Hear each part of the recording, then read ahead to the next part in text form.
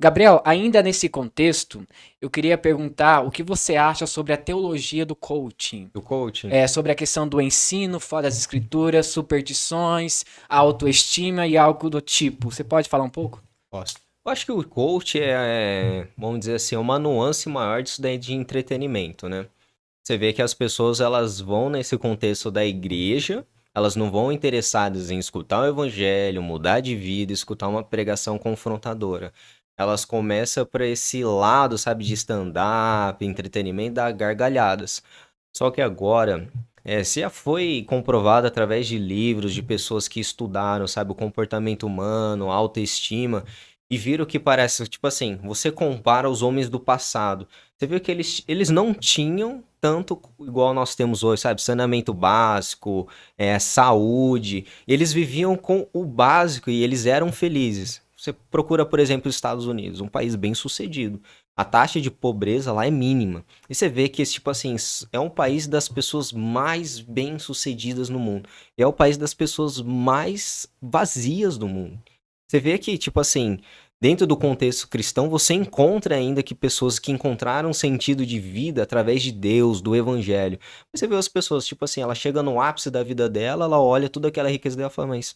E Você vê que, agora, né? E agora, o que eu vou por fazer? exemplo, tem aquele cantor lá famoso lá, que ele faleceu, o Chester, sabe, do Linkin Park. Sim, sim, Cara, ele sei. tinha família, esposa, carreira pronta, ele se suicidou.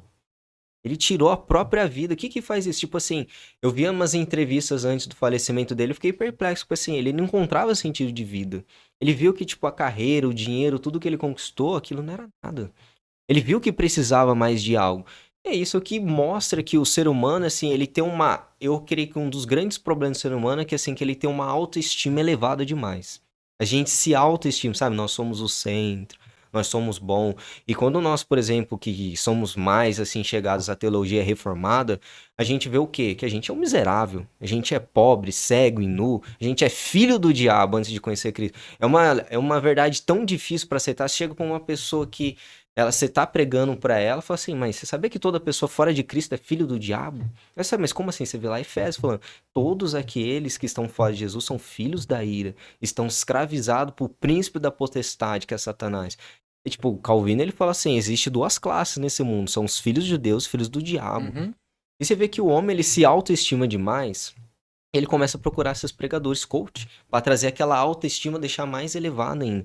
Ele vai naquela pregação para escutar, eu sou bom, eu posso, eu consigo. Eles não olham mais tipo assim para Deus assim, nossa, que Deus grande, que Deus maravilhoso, mas olha assim, nossa, como eu sou bom, né? Eu não sou tão ruim assim. Cara, você quer ver que eu, antes de conhecer a doutrina reformada, eu tive uma esperança muito grande na humanidade, sabe? Tipo, que a humanidade ela vai se auto-reformar, que a humanidade ainda é boa. O que duas coisas que me ajudaram a tirar essa percepção foi história, a própria história da humanidade e a Bíblia, né? Primeiramente foi a Escritura.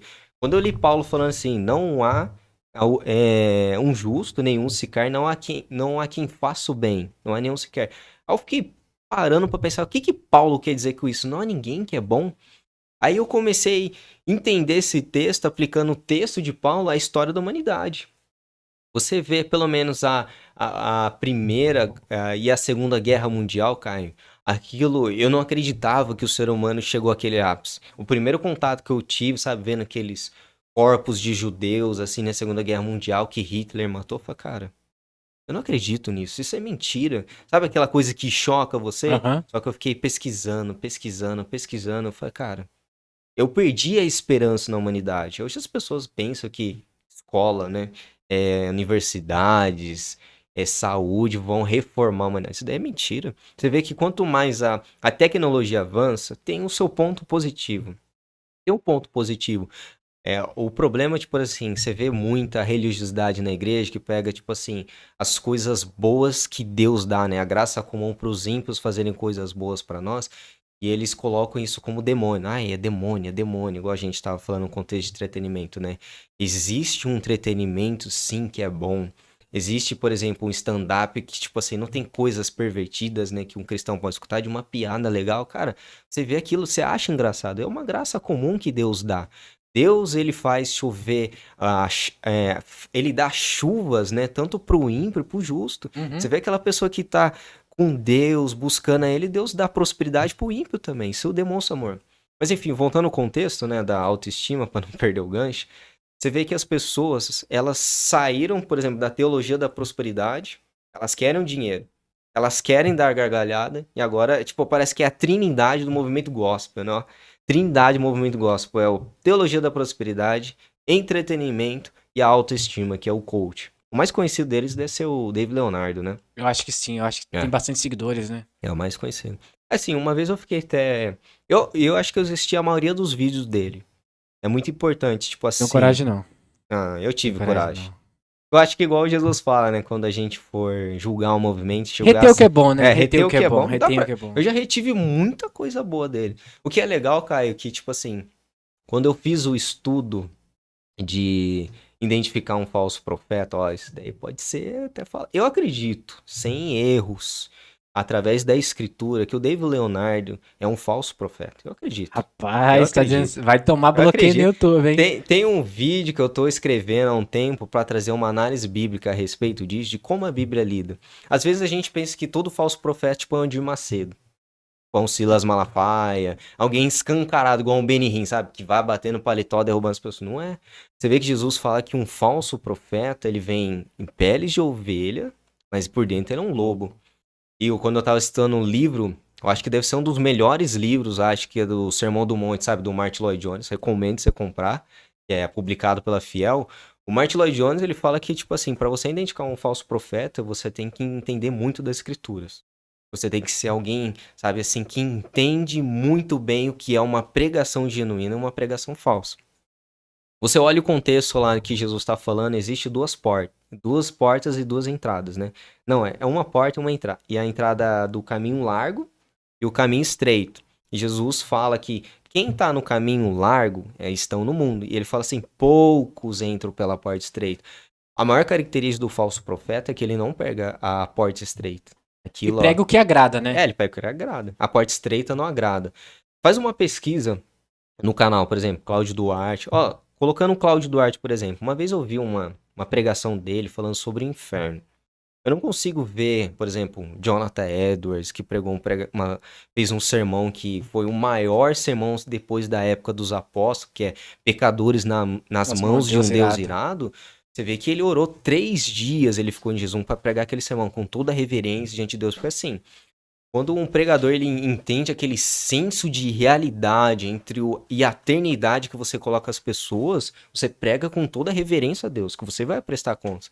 Uma vez eu vi o Cláudio Duarte falando do inferno, fazendo gargalhadas, fazendo as pessoas rirem. Você consegue dar risada escutando falar do Eu inferno, acho que cara? foi o Steve Lawson que falou que o céu e o inferno não é piada, né? A gente deveria tratar de uma forma mais séria. Sim. Sim, imagina, no contexto dele, que os Estados Unidos, por exemplo, eles já têm uma raiz mais reformada. Eles têm mais, vamos dizer assim, a história reformada se iniciou lá também, né, na Inglaterra, com os puritanos. Se mesmo lá acontece, imagina aqui no país, que a Aham. nossa notoriedade assim, é mais católica, vamos dizer assim, no nosso país, né? E eu vi ele falando do inferno, eu fiquei perplexo, cara. Fazendo as pessoas dando risada.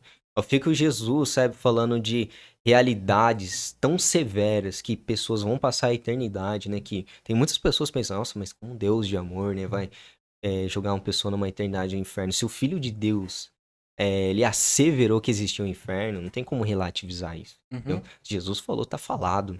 Não existe alguém que pode falar, mas não é bem assim, né? Por exemplo, as testemunhas de Jeová, adventistas, né? Eles falam que como que eles dizem mesmo? Que parece que a alma ela vai ser tipo pulverizada, assim. Esqueci como é que chama Ah, eu esse esqueci o nome da nome. doutrina. Mas as Tem pessoas uma doutrina, tem conhecem. uma doutrina. Eu acho que chama. Eu esqueci o nome agora, me falhou a memória. Mas eles falam que a alma ela vai ser pulverizada, não vai destruir como se fosse destruída. Mas voltando naquela parte desse contexto de entretenimento, uma vez eu fiz uma pesquisa bem rápida, assim, no canal do David Leonardo também. Eu não vi nenhum sermão dele pregado, tipo assim, pecado, com título, sabe, pecado, sermãos pregados inferno. Eu acredito que o pregador, ele deve ser eu que anseio, não um pastorado, sabe? Tipo, estudar teologia mais a fundo, ensinar as pessoas. Eu vejo que nós temos que pregar toda a verdade de Deus. Lá em Atos fala que Paulo, né, ele pregou todo o conselho de Deus para aquele povo. Todo o conselho de Deus é falar que Deus ele é amor, que Deus ele é justo, misericórdia, mas Deus é um Deus de ira, um Deus santo.